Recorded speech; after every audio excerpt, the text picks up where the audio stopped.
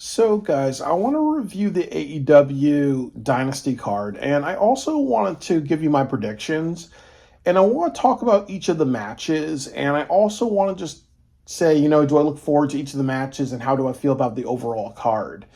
And also, I want to mention that I actually am going down to Philadelphia. I'm lucky because I'm a New Haven boy, so I can, take the train down to Philadelphia, see it live, and I'm roughly spending around close to $500 on a seat. I'm in the ringside area. So I will also say, do I feel that this was worth my $500? And I will also say that with the card, I feel like they're going to add a few more matches to this. There's 9 matches already announced. And the card to me, I like because there's not a lot of repetitiveness, but with the AEW Revolution card, there was a lot of repeat matches. So I'm gonna go through this right now and tell you, my predictions and how I feel about the match. So John Moxley versus Swerve Strickland for the AEW World Championship. My prediction is going to be Swerve Strickland. And I really think that there's a couple of things that I want to say that it's very 50-50 to me, and I'm very proud of AEW because if people feel it's going to be 50-50 and a little unpredictable, I like that element, and I'm very proud of them for that. And there's a lot of things that we need to talk about. That, first of all, John Moxley's not been a great world champion. In my opinion, he was the greatest world champion that they had until this title reign where he became one of the worst. He can't talk well on the microphone. He does a lot of shock value humor. The Death Riders has not been making a lot of sense. And ultimately, the all-in main event is going to be very predictable. And I think that for right now, they really need to start being like, hey, the all-in show needs to be a really big deal. I think they sold maybe over 11,000 tickets. But when they did the all-in stadium show where, the kickoff event, I think they said they had thousands of people the first year they did the kickoff event for AEW in Florida, but now for the all-in event, they had less than 50 people. So they have to do a really big polar shift. And I think Swerve Strickland can really carry the company right now. John Moxley can't. And I think if they stubbornly hang on to John Moxley, it's just going to cause a bunch of ill will. And I also feel that what they might do is that they might have Hangman Adam Page help out Swerve Strickland to win. Or another thing that could happen is John Moxley can attack Swerve Strickland and cheat. And then we're going to get rated FTR and Adam Page and Swerve Strickland versus the Death Riders in a Anarchy in the Arena match. And while that may be good on paper because you have all the crazy violent people, a lot of people are going to be mad and be like, oh man, now Mox is holding the title for a couple of more months, and this is going to feel like, okay, you know what, we're going to see two big shows. We're going to see blood and guts where Mox is going to bleed like a menstrual cycle, and now we're going to see Moxley bleed like a menstrual cycle at Double or Nothing. It's ultimately saying oh, well, you got the letdown, but you get a consultation prize. I think that it does a lot more good. It creates a lot more momentum. It creates a lot more talking points. There's going to be more highlight on the company, a lot of positivity on the company, more creative directions, more changes. It's just a good look PR wise. It's a good look to put on Swerve Strickland. And then be off the races because they really have to make sure that all in that stadium where it's 50,000 people, they have to do a really great draw. 11,000 is shit. This is also WrestleMania season. So do you want people saying, oh, well, Dynasty sucked or Moxley did this thing, that thing, and then you have WrestleMania and then people are like, oh, well, there's only one match that was good with John Cena and Cody Rhodes. So do you want to kind of make a strong show, make a great creative choice, and give it to Swerve Strickland? I predict that I think Tony understands that this is a company and he can't fuck it up really. And they need to have a all-in attendance that's not embarrassing. And the way to do that is to say it's not worked with Moxley. Moxley versus Darby can happen on the card, but not for the title. It's too fucking predictable. Give it to Swerve. It will create a lot of positive momentum. It would be very, happy and thrilling. Do it. Do not do something stupid like give it to Moxley or have him retain in any type of way or any type of cheating, because it's going to create negative publicity. So we'll see what happens with this. But I think they know that Swerve is what's going to put a lot of good talk on AEW. So hopefully they make the right choice. The next match that I have is Toni Storm versus Megan Bayne. Toni Storm's going to win. I like them pushing Megan Bayne, but it's almost like what I've said. Well, a lot of people are saying, what do you do with Megan Bayne after this? And you can't have Megan Bayne win this because she does not have the same momentum as Toni Storm, really. And then the other issue is, what do you do with Megan Bayne afterwards? So this is not, I appreciate the booking of Megan Bayne, but I feel like, it's a bad match because you don't know what, Megan Bayne has a good look and a good physique. So it's almost like, what do you do with her? And she has to be relevant and she has to be somebody, so I do worry what they're going to do with her. And she can be the TNT champion if somehow, Mercedes Moné gets beaten up really badly, and then Megan Bayne's like, okay, I'm going to win this title. I'm going to challenge you anytime, anywhere, and here's the anytime, 1 year weekend. So yeah, I think that's good. I think that, on paper, Toni Storm's going to win, but I also would say it's a bad match because good matches are ones where that the opponent, the loser, is going to be better off for it. So I don't see that with Megan Bayne. I think she's going to be lost in the roster. The next match I have is Kenny Omega versus Ricochet versus Mike Bailey. So I really think that Kenny Omega is going to win this one. This is a great match because, you have Mike Bailey. I think that he's going to do well in AEW. And I like that Ricochet as well because he's done a great job as a heel. But I do feel it's very predictable who's going to win because they want to get to Okada versus Kenny Omega. Because a lot of people are talking about that dream match and how AEW should do it. But I also think that, if I was booking it, I would have Ricochet win. And then he drops the title at Blood and Guts or something like that against Kenny Omega. Give him a couple month reign with it just to give Ricochet just to give him a championship, subvert expectations. So I think that that's the best thing. But I predict Kenny Omega's going to win because they really want to get to Okada versus Omega for title versus title, and then unify the titles and maybe make the event at the end of the year, the Continental Classic, a tournament and an award or whatever, or a number one contendership shot at Revolution or something like that, instead of just a championship, because that makes no sense to have a title, have a tournament where you're going to defend the title all year, but then there's a tournament where you can lose the title at any time, really, So yeah, I think they're going to try to get to getting rid of the Continental Classic Championship, and the way they're going to do that is Omega versus Okada. So therefore, Omega's going to win in this one. The next match is Death Riders versus Rated F, and then also with Omega, Ricochet, and Mike Bailey. This is a match I want to see. I'm happy that they have 3 people. You have your heel, babyface, and new guy. So I like that dynamic. So this is a match I definitely want to see. Moxley versus Strickland, I do want to see that match. Toni Storm versus Megan Bayne. I'm not attracted to the match, but I don't mind seeing it, but I'm not really attracted to it, so that's what I have to say.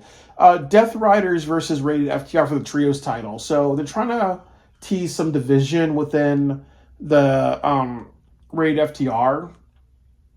And I really think that, Rated FTR should win the titles here. And later on, they can just break things up, really. Because a lot of people are saying what they're going to do is have Rated FTR become villains.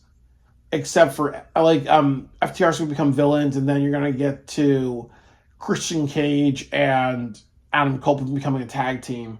But I think that maybe or also they could play possum. Rated FTR has issues, and then they play possum, and the Unauthorized fall for it, and then they later realized that they got bait and switched, and then they realized that that Raid FTR is being devious. But my prediction is that I'm going to actually predict that Raid FTR is actually going to win the Trios title because the Death Riders hasn't been doing anything with it. And I really just feel that 100%, you know what, again, you just do something different. I know Adam Copeland has won, one title. So it would be a good dynamic, really. I think that, again, you need stuff that's a little different. You have to make, and if people are holding titles for a long time and they've not been making it relevant or having matches or other things with it or not defending it at pay-per-views for a couple months, it just means that they're not the right champion. So I think Raid FTR should hold the titles. I think this is good. I'm happy to see Adam Copeland and Raid FTR in a big spot. So I look forward to this match as well. The next match is Daniel Garcia versus Adam Cole. I predict Adam Cole is going to win and turn heel. And I look forward to this match, but I'm actually very lucky because I didn't watch Collision because they have 3 matches already, really. So it's one of those matches, as I said, too, I give it 0 points where I'm not in favor of this match, nor am I going to say, oh, well, man, I'm going to walk out during this match. But this is also bad because this is what happens a lot in AEW. There's a lot of repeat matches. They've already wrestled 3 times, I believe.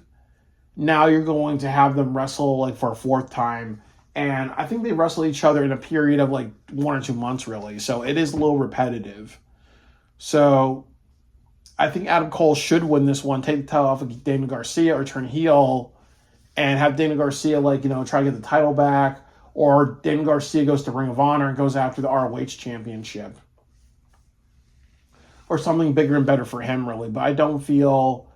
I just feel like he doesn't deserve to be champion that much longer because, what do you do with him? The next match is Bandito versus Jericho, ROH title versus mask.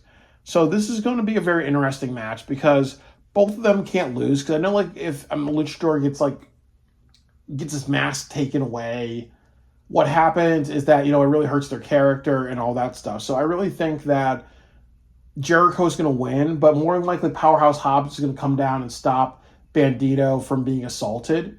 And then you're going to get Hobbs versus Jericho at Supercard of Honor because that would be a match people would want to see. But I really think Jericho's going to win this match. Again, I'm really predicting Supercard of Honor. It's going to be Hobbs versus Jericho. And you need that match because a lot of people are going to want to go to Atlantic City and see that. And I'm happy that this match is happening here at Dynasty because Bandito versus Jericho is not a good main event for a Ring of Honor show. It would just be who the fuck is Bandito? He doesn't have any type of charisma or whatever, really. He's not like Pentagon Jr. where he has some anger in his voice or some conviction. He kind of comes off like maybe a tired Rey Mysterio. That's how he sounds, really. So I think Jericho's going to retain. He should retain. If they have Bandito win, and then it's a rematch at Supercard of Honor, that show's going to tank. It would be really, really just dumbass. So 100%, I think Jericho's going to retain, and they're going to set up Powerhouse Hobbs versus Jericho at AEW, Ring of Honor, Supercard of Honor. And then the next match is the Hurt Syndicate versus Learning Tree for the Tag Team Championship. Now, I think the Hurt Syndicate are going to retain because, with MJF being involved, there is a lot of just, some more story to tell, really. You can't really rush through the Hurt Syndicate. What could happen is that MJF could interfere and accidentally cost the Hurt Syndicate the tag team titles. You give it to the Learning Tree for a while. That could be a direction. Or you have the Hurt Syndicate beat the Learning Tree, and then the Learning Tree says to Chris Jericho, hey, there's other tag team titles. Why don't we go... We're going to go after the ROH tag team titles, Sammy and Dustin Adam in Atlantic City. That could be another option. And then they can take the titles off of them because it's what has Dustin and Sammy done? Have they ever been elevated? So that could be an option as well. But I'm predicting the Hurt Syndicate to beat them. And that be that. The next match I have is Mercedes Moné versus Julia Hart. Mercedes Moné is going to win this one. It's predictable. But they both have really good offense. Mercedes Moné is going to expect Julia Hart to work for the match. She's going to bring out the best in Julia Hart, so I'm okay with that. Will Ospreay versus Kevin Knight. Ospreay's obviously going to win this match. And I don't look forward to seeing that because you didn't really establish who Kevin Knight was. Kevin Knight does not deserve to be in an Owen Hart tournament. But I really think they're going to do a lot with them having a match and making it very epic and all that. But again, Kevin Knight looks like an X Division wrestler. It would be very similar to having Ricky Starks versus AJ Styles at WrestleMania. Where some people may be into it, but most people don't know who the fuck Kevin Knight is. The same way most people in WWE don't know who the fuck Ricky Starks is. It's not a rip against Ricky Starks. It's saying that when you have two people compete and it's for a title or a championship or contendership at your biggest show of the year, you damn sure don't put in somebody who is new to the company and they look like a fucking cruiserweight or an X Division type of wrestler. So that's not really a good choice. So Moxley versus Strickland, yes, I want to see that. Tony Storm versus Megan Bayne. I don't care about that match. Ricochet versus Kenny Omega versus Mike Bailey. Yeah, I want to see that. Death Riders versus Rated FTR. I don't really care about that match. Daniel Garcia versus Adam Cole. I don't really care about that match. Bandito versus Jericho. I don't care about that match. Hurt Syndicate versus Langtree. I'm a fan of Bobby Lashley, so I'd like to see that match. Mercedes Moné versus Julia Hart. I don't really care about that match. And Will Ospreay versus Kevin Knight. I don't really care about that match. So overall, I would say that the card for me is kind of like a C-. I think that, there are some things that I do want to see. I'm actually proud of AEW because they don't have any hardcore matches on this show. And you can't really overdo it. And then the next show you have is going to be Double or Nothing with the Anarchy and Arena match. So it shows a lot of self-control. I like that. And I also like that there's 9 matches on the card.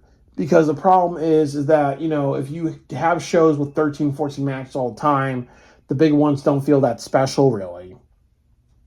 But I do feel that, also with 9 matches, they can actually kind of extend each match and make it a good 3-hour, 4-hour type of show. There's a lot of things that they can kind of do with this. And I also appreciate, one thing I'm going to give them credit for is that you have Bandito, Jericho, and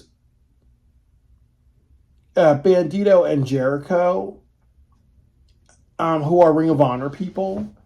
And I really respect that because you have to put in things that can set up Ring of Honor, Supercard of Honor. You can't be like, hey, you know what, that show is not going to matter in Atlantic City. You have to set up some things for that show, and you can set it up on AEW Dynasty because a lot of people are going to be watching this. So, we'll see what happens with the show. I do feel that I did put my ticket up for auction. If somebody pays $1,200, then they can go down to Philadelphia and enjoy it for me. But I don't think that's going to happen. I think, quite honestly, if I knew the match card and I saw all this stuff, I would probably not go to Philadelphia because it doesn't really have a lot to me. It's just, it doesn't really have a lot to keep me there. But going to AEW shows feel like a big party. So ultimately, I wish I skipped the show. And I wish I watched this, at home, really. Instead of actually paying, the $500. And then also with Airbnb and travel, it's like an $800 investment, really. So I don't think that the show is worth going down in person. But it is what it is. Or maybe I might even sell my ticket and try to get $800, $900 out of it. So we'll see what happens, really. But it does feel a little lackluster. But I do appreciate them having different matchups. And I really think that the main event is going to be the maker and breaker of this pay-per-view. And it's also a maker and breaker of the next couple months of AEW. So, like I've said, if Swerve wins, it's going to create a lot of great positive energy. And it may create a lot more, ticket sales and a big box office draw. And they need that. They need to make sure Supercard of Honor has a great draw because it's in Atlantic City. And they can't just have less than 1,000 people there. They need to have more than 1,000 people at that show. Otherwise, they're going to be fucking embarrassed. And then also, too, you need to make sure All In has at least maybe like 20, 30, probably 30,000 people at minimum. And I think they're at like 11,000, if I'm correct. But Moxley's not the person that's going to put asses in seats. And if you do Moxley versus Darby, it's going to not be a good draw because that's so predictable. People know it's going to go down that direction. Moxley is not a good champion. There's not a good story with that. So I really think that the best story you can do is Swerve Strickland's about to lose the match. Adam Page comes down and saves him. And then what happens is you set up anarchy in the arena between, the Death Riders and Adam Page and Swerve, and then you say, hey, if if you set up anarchy arena like that, if Moxley's team wins, he becomes a champion again. And what I would do is put the title back on Moxley, and then at Blood and Guts you make that a pay-per-view, and then the main event is you have the Blood and Guts match, and then the main event's going to be like a maybe exploding barbed wire death match or a death match between Moxley and Swerve, and then you put it back on Swerve, and then that's that really. So that's how I would book it, but I'm not sure what AEW is going to do. But I really think that really think that they need to look at ticket sales. They need to look at their momentum. They need to look at what they need to make, what these shows need to mean a lot more than ever, really. And like I said, it's WrestleMania season, so you need to do something that's going to stand out. And nothing's going to stand out more than having Swerve be the champion and say, hey, we got to create a direction. And hey, John Cena and Cody Rhodes, that's a great direction right now, but what are you going to do after that show? What else does WWE have, really? So counterattack by making AEW have a good storyline with Swerve as a champion, and then lead into a great Anarchy and Arena match in Phoenix, Arizona, and then after that, you think about Blood and Guts, and then you think about All In. I think you're going to have it easier if Swerve Strickland becomes champion. So we'll see what AEW does. So Dynasty is definitely like a major show. It sets up a lot of goodwill or badwill with AEW in the next couple of months.